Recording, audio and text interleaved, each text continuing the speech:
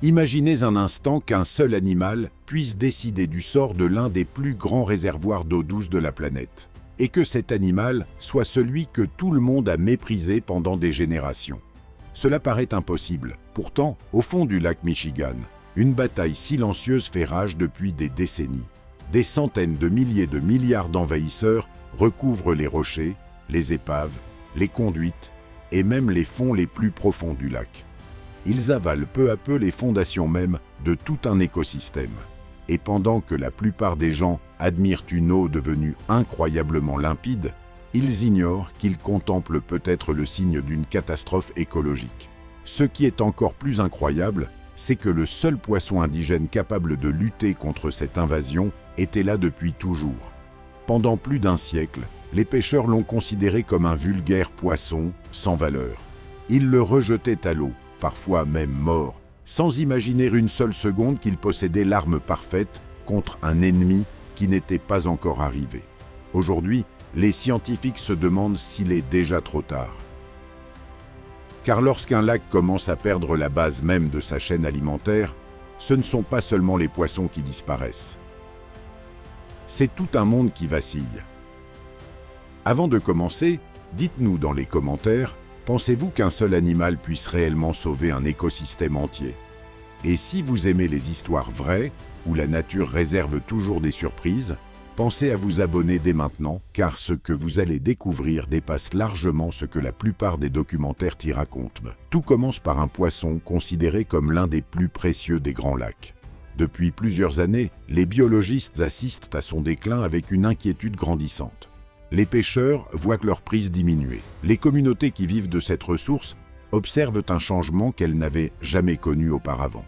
Et derrière cette disparition se cache une créature minuscule que presque personne n'avait prise au sérieux lorsqu'elle est apparue. Pour comprendre pourquoi un seul poisson est devenu si important, il faut d'abord regarder le lac lui-même. Approchez-vous du rivage. Entrez doucement dans l'eau jusqu'à ce qu'elle vous arrive à la poitrine. Regardez vos pieds. Vous distinguez chacun de vos orteils avec une facilité étonnante. Plus loin, les plongeurs racontent qu'ils peuvent observer des épaves situées à près de 30 mètres de profondeur avec une netteté incroyable. L'eau semble plus pure que jamais. À première vue, tout paraît merveilleux. La plupart des visiteurs pensent naturellement que cette transparence signifie que le lac est enfin redevenu sain après des décennies de pollution. C'est exactement l'inverse. Cette eau est si claire parce que quelque chose, sous la surface, retire sans relâche la nourriture dont dépend toute la vie du lac. Et tout a commencé avec une coquille rayée, pas plus grande qu'un ongle. Au cours de l'année 1988, dans les eaux peu profondes du lac Sainte-Claire, non loin de Détroit, un jeune biologiste examine un prélèvement de routine. Rien ne laisse présager qu'il s'apprête à assister au début d'une transformation historique. Puis, son regard s'arrête sur une minuscule coquille. Elle n'a rien à faire ici. Cette petite moule provient des mers Caspienne et Noire, à des milliers de kilomètres de là. Elle n'a évidemment jamais nagé jusqu'en Amérique du Nord. Son voyage est bien plus discret. Depuis des décennies, les cargos transportent de l'eau de ballast afin de rester stables lorsqu'ils traversent les océans. Lorsqu'ils arrivent dans un nouveau port, ils rejettent cette eau avant de charger leurs marchandises. Personne n'imagine alors que cette eau contient aussi des milliers d'organismes vivants, invisibles à l'œil nu.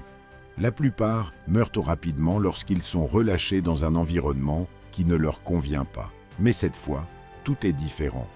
Les larves de moules zébrés arrivent dans un immense réseau d'eau douce où aucun prédateur ne les reconnaît, où aucun parasite n'est capable de les contrôler et où aucune espèce locale n'a appris à les combattre. Pour un envahisseur, c'est l'équivalent d'une porte laissée grande ouverte. À ce moment-là, personne ne s'affole. Après tout, il ne s'agit que d'une petite coquille retrouvée dans un simple échantillon scientifique. Pourtant, un détail change complètement la situation. Une seule femelle est capable de produire près d'1 million d'œufs en une seule année. C'est ce chiffre qui aurait dû inquiéter tout le monde. Aucun organisme indigène ne se reproduit à une telle vitesse. En seulement 3 ans, les moules zébrés colonisent les 5 grands lacs. Leur progression est si rapide que les scientifiques peinent à croire les relevés qu'ils reçoivent. Au début des années 1990, elles représentent déjà la quasi-totalité des moules présentes dans certaines zones du lac Michigan. Elles s'accrochent aux rochers, aux quais, aux conduites d'eau, aux coques des bateaux et aux épaves englouties. Peu à peu, le fond du lac disparaît sous une immense couche grisâtre composée uniquement de coquilles vivantes. En l'espace de quelques années, une simple curiosité scientifique est devenue l'un des animaux les plus nombreux de tout le continent. Et pourtant, le pire n'était pas encore arrivé. Une seconde espèce débarque peu après, depuis exactement la même région d'Europe orientale. Les biologistes la décrivent avec une phrase qui résume parfaitement la situation. Des moules zébrés, sous stéroïdes. Cette nouvelle venue possède un avantage décisif. Les moules zébrés préfèrent les surfaces dures. Elles colonisent surtout les rochers et les structures artificielles. Les moules quaggas, elles, peuvent s'installer presque partout. Le sable, la vase, les fonds mous, les profondeurs glaciales. Des endroits où aucune autre moule invasive ne pouvait survivre auparavant. En quelques années, elles envahissent des centaines de kilomètres carrés supplémentaires, transformant les profondeurs du lac en un immense tapis vivant. Là où les moules zébrés avaient conquis les rivages, les moules quaggas s'emparent désormais de presque tout le bassin. Leur expansion est fulgurante. Bientôt, elles remplacent même leurs cousines zébrées. Les scientifiques observent des densités dépassant plusieurs milliers d'individus sur un seul mètre carré. Dans certains secteurs, plusieurs dizaines de milliers de moules se serrent les unes contre les autres sur une surface minuscule, formant une véritable croûte vivante qui recouvre entièrement le fond. Les estimations les plus prudentes parlent désormais d'environ 300 000 milliards de moules invasives rien que dans le lac Michigan. À l'échelle des 5 grands lacs, ce chiffre approche les 750 000 milliards. Et ce nombre n'est pas une exagération. Chaque jour, chacune de ces moules accomplit exactement la même tâche. Elle filtre l'eau. Encore, et encore, et encore. Chaque moule filtre environ 1 litre d'eau par jour. À première vue, cela ne paraît pas énorme. 1 litre, c'est à peine le contenu d'une bouteille. Mais lorsqu'on multiplie cette quantité par près de 300 000 milliards d'individus, l'échelle devient presque impossible à imaginer. Jour après jour, nuit après nuit, des milliards de coquilles vivantes aspirent l'eau qui les entoure, capturent les organismes microscopiques qui flottent à l'intérieur, puis rejettent une eau presque vide. Le phytoplancton, le zooplancton. Ces noms ne disent peut-être pas grand-chose au grand public. Pourtant, ils représentent le premier maillon de toute la chaîne alimentaire du lac. Le phytoplancton transforme l'énergie du soleil en matière vivante. Le zooplancton s'en nourrit. Les petits poissons mangent ensuite ce zooplancton. Les poissons plus grands dévorent les petits poissons. Les oiseaux, les mammifères et les humains dépendent ensuite de tout ce qui vient après. Retirez les 2 premiers maillons et tout le reste commence lentement à s'effondrer. C'est exactement ce qui est arrivé. Pendant que les moules continuaient à filtrer sans interruption, le lac perdait progressivement la nourriture qui faisait vivre presque toutes les autres espèces. L'eau devenait plus transparente. Les touristes trouvaient cela magnifique. Les photographes aussi. Les plongeurs parlaient d'une visibilité exceptionnelle. Mais cette beauté cachait une réalité beaucoup plus inquiétante. Cette transparence n'était pas le signe d'un lac plus sain. C'était le symptôme d'un lac qui se vidait de sa vie. Les scientifiques ont rapidement commencé à mesurer les conséquences de ce phénomène. En comparant les données recueillies pendant plusieurs décennies, ils ont découvert une chute spectaculaire du phytoplancton. Dans certaines périodes de l'année, sa quantité avait diminué de près de 90%.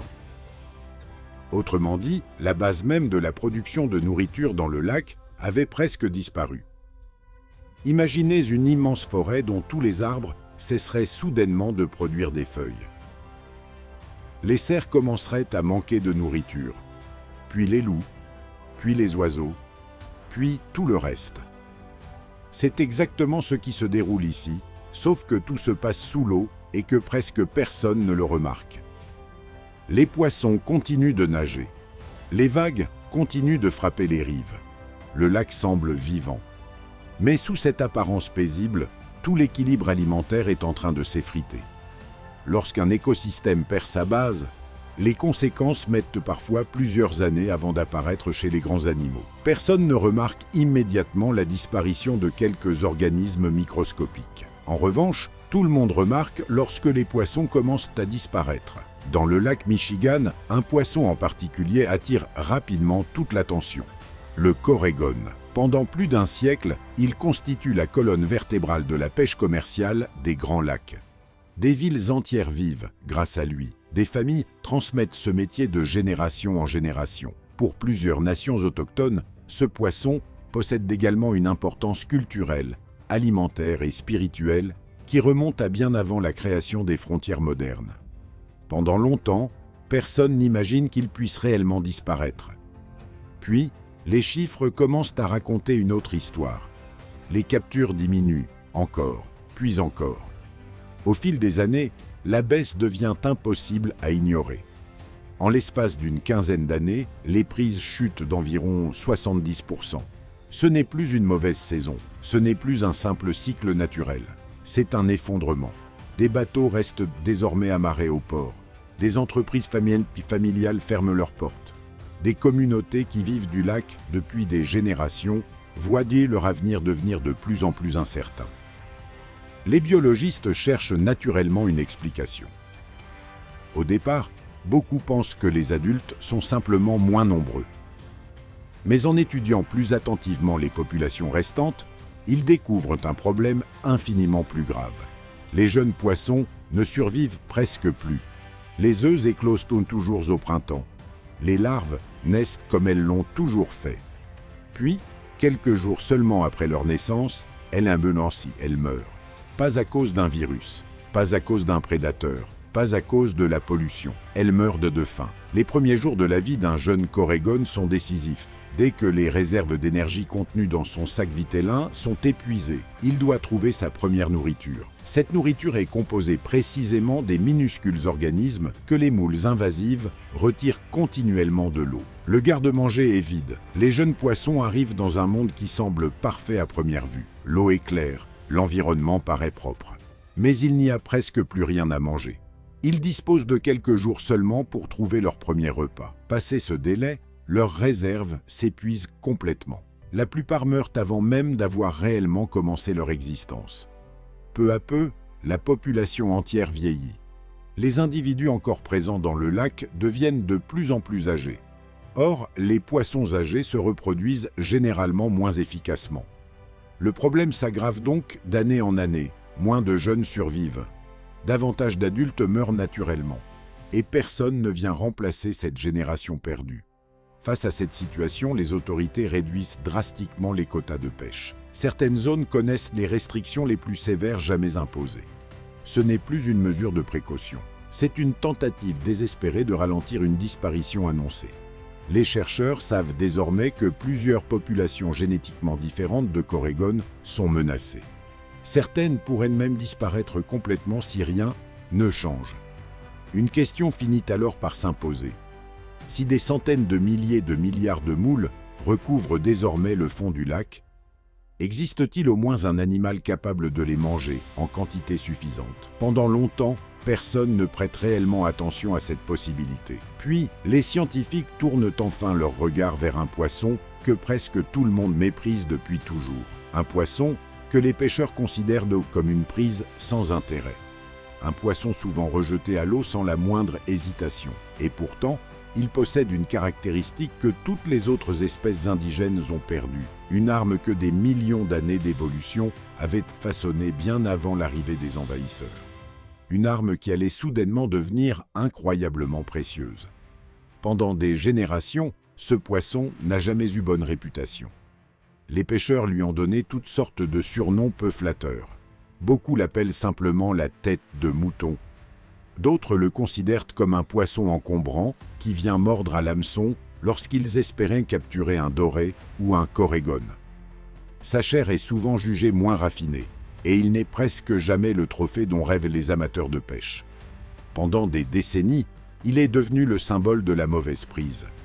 Certaines histoires racontent même que des pêcheurs, agacés de le remonter dans leur filet, le tuaient avant de le rejeter à l'eau, uniquement par frustration. Personne n'imaginait qu'ils étaient peut-être en train de gaspiller l'un des alliés les plus précieux du lac. Ce poisson porte un nom bien moins célèbre que les autres espèces des grands lacs, le tambour d'eau douce. À première vue, rien ne le distingue vraiment. Il possède un corps massif, une tête assez imposante. Et il émet parfois un étrange grondement sourd grâce à des muscles spécialisés qui font vibrer sa vessie natatoire. C'est ce bruit qui lui a valu son nom. Les anciens pêcheurs racontaient qu'au cours des nuits les plus calmes, lorsqu'ils restaient immobiles dans leur embarcation en bois, ils pouvaient entendre cette étrange résonance monter depuis les profondeurs du lac, comme si le lac lui-même respirait. Mais ce n'est pas ce son qui intéresse aujourd'hui les scientifiques. Ce qui les fascine se cache beaucoup plus profondément, pas dans sa bouche, dans sa gorge. Le tambour possède des dents pharyngiennes exceptionnellement puissantes. Ce ne sont pas de véritables dents visibles lorsque le poisson ouvre la bouche. Elles se trouvent tout au fond de son pharynx et ressemblent davantage à des plaques épaisses capables d'écraser des objets extrêmement durs. Pendant des millions d'années, cette espèce a perfectionné cet outil pour broyer les escargots et les mollusques indigènes. Chaque génération a légèrement amélioré cette formidable machine biologique. Lorsque l'on observe ces plaques de près, elles évoquent presque les meules d'un ancien moulin. Leur mission est simple: briser la coquille, atteindre l'animal qui se trouve à l'intérieur, puis recommencer. Encore. Et encore. Lorsque les moules zébrés, puis les moules quaggas envahissent le lac, presque toutes les espèces locales se retrouvent incapables de profiter de cette nouvelle source de nourriture. Les coquilles sont trop solides. Les poissons les avalent difficilement, ou ne peuvent tout simplement pas les casser. Le tambour, lui, ne voit pas un mur infranchissable. Il voit un immense buffet. Là où les autres animaux rencontrent une armure impénétrable, lui découvre des milliards de repas potentiels répartis sur des milliers de kilomètres carrés. Les chercheurs commencent alors à analyser le contenu de son estomac. Les résultats les surprennent. Une immense partie de son alimentation est désormais composée de moules invasives. Le poisson a modifié son régime alimentaire presque naturellement. Il s'est adapté à cette catastrophe écologique en transformant l'envahisseur en nourriture. Chaque journée passée au fond du lac devient une gigantesque opération de nettoyage. Pendant que les compagnies de distribution d'eau dépensent des centaines de millions de dollars pour retirer les moules qui bouchent les conduites, les barrages et les centrales électriques, ce poisson accomplit gratuitement exactement le même travail. Il ne réclame rien. Il fait simplement ce que son évolution lui a appris à faire depuis des millions d'années. Il broie, il avale, puis il recommence. Cette découverte bouleverse la manière dont plusieurs biologistes voient désormais cette espèce. Le poisson, considéré comme inutile, apparaît soudain comme le seul prédateur indigène véritablement spécialisé contre les moules invasives. Pendant des décennies, la solution nageait déjà dans le lac. Personne ne l'avait remarqué. Il y a quelque chose de presque ironique dans cette histoire. L'évolution ne prévoit pas l'avenir. Elle ne pouvait évidemment pas anticiper qu'un jour des cargos transporteraient accidentellement des mollusques venus d'Europe orientale jusqu'au cœur de l'Amérique du Nord. Et pourtant, bien avant cette invasion, la nature avait déjà produit un poisson possédant exactement l'outil nécessaire pour écraser leurs coquilles. Par pur hasard, des millions d'années avant que le problème n'existe. Pendant un instant, les scientifiques commencent à espérer. Peut-être que le lac possède déjà son propre sauveur. Peut-être qu'il suffit de protéger davantage cette espèce pour que l'équilibre revienne progressivement. L'idée paraît séduisante. Un prédateur indigène, parfaitement adapté, capable de transformer l'envahisseur en nourriture. Mais les recherches ne tardent pas à révéler une réalité beaucoup plus compliquée. Des équipes du Service géologique des États-Unis entreprennent d'étudier précisément les capacités du tambour. Pendant des heures, des chercheurs dissèquent des poissons capturés dans différentes zones du lac. Chaque estomac est ouvert avec soin. Chaque coquille écrasée est comptabilisée. Chaque poisson est mesuré.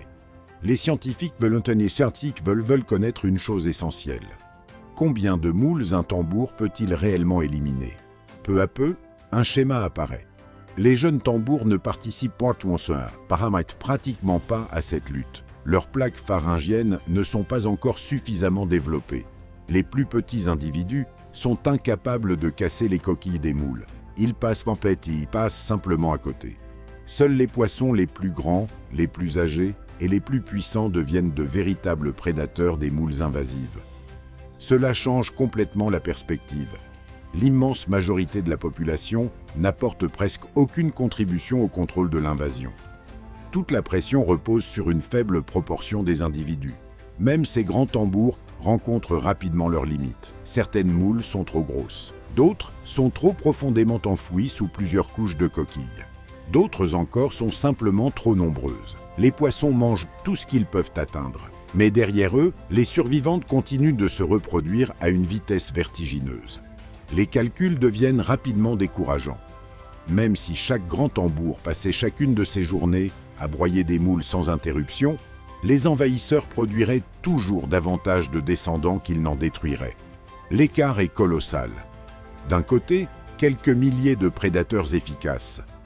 De l'autre, des centaines de milliers de milliards de mollusques, dont chaque femelle peut produire près d'1 million d'œufs par an. La conclusion devient inévitable. Le tambour d'eau douce est probablement le meilleur allié indigène du lac. Mais il ne peut pas gagner cette guerre à lui seul. Et c'est précisément à ce moment que l'histoire prend un nouveau tournant totalement inattendu. Car le prédateur qui consomme aujourd'hui le plus de moules dans le lac Michigan n'est même pas une espèce indigène. Ce poisson porte un nom que peu de personnes connaissent en dehors du monde scientifique, le goby à taches noires. Comme les moules zébrés et les moules quagga, il est lui aussi arrivé accidentellement dans les grands lacs depuis l'Europe de l'Est, transporté dans l'eau de ballast des cargos. Personne ne souhaitait son arrivée. Pourtant, il est devenu le plus grand consommateur de moules invasives du lac. Petit, robuste et toujours près du fond, le goby passe ses journées à chercher des moules. Contrairement au tambour d'eau douce, qui ne devient un véritable prédateur qu'une fois adulte, le goby est présent par milliards. Ensemble, ils avalent d'immenses quantités de moules chaque jour. Pendant un moment, les chercheurs ont cru que la nature était peut-être en train de corriger sa propre erreur. Un envahisseur semblait enfin ralentir un autre envahisseur. Mais cette idée s'est rapidement révélée trop optimiste. Les moules accumulent des toxines présentes dans les sédiments du fond du lac. Lorsque les gobies les mangent, ils absorbent ces toxines sans mourir immédiatement. Ils continuent à nager avant d'être capturés par des poissons plus gros ou par des oiseaux plongeurs.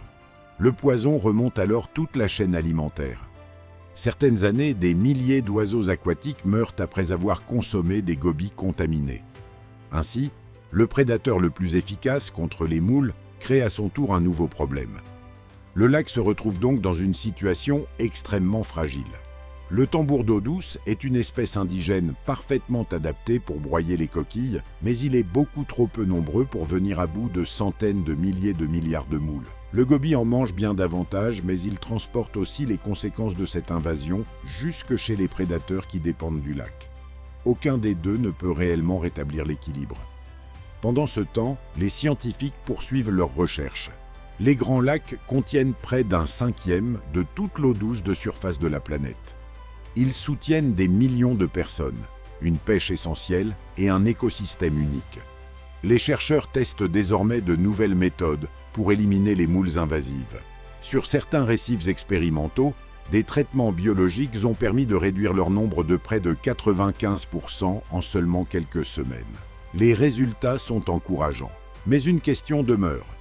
Comment appliquer une telle solution à un lac immense dont le fond s'étend sur des milliers de kilomètres carrés et où vivent près de 300 000 milliards de moules? En parallèle, d'autres équipes tentent de sauver les populations de corégone en élevant de jeunes poissons avant de les relâcher dans des zones plus favorables. Pourtant, même ces programmes deviennent de plus en plus difficiles, car les adultes capables de se reproduire sont désormais beaucoup moins nombreux qu'autrefois. Le temps commence à manquer. Aujourd'hui encore, les visiteurs admirent la transparence exceptionnelle du lac Michigan. Beaucoup pensent qu'une eau aussi limpide est forcément le signe d'un environnement actuellement en meilleure santé. En réalité, cette clarté raconte une histoire complètement différente. Elle est la preuve visible qu'une immense partie de la nourriture qui faisait vivre le lac a disparu. Plus l'eau devient transparente, plus cela signifie que les moules ont retiré les organismes microscopiques indispensables à toute la chaîne alimentaire. Ce qui semble magnifique depuis la surface cache en réalité un monde qui lutte pour survivre. Et pendant que nous observons cette eau cristalline, le tambour d'eau douce continue son travail dans les profondeurs. Il broie inlassablement les moules entre les puissantes plaques de sa gorge, accomplissant exactement ce que des millions d'années d'évolution l'ont préparé à faire. Il ne pouvait pas sauver le lac à lui seul.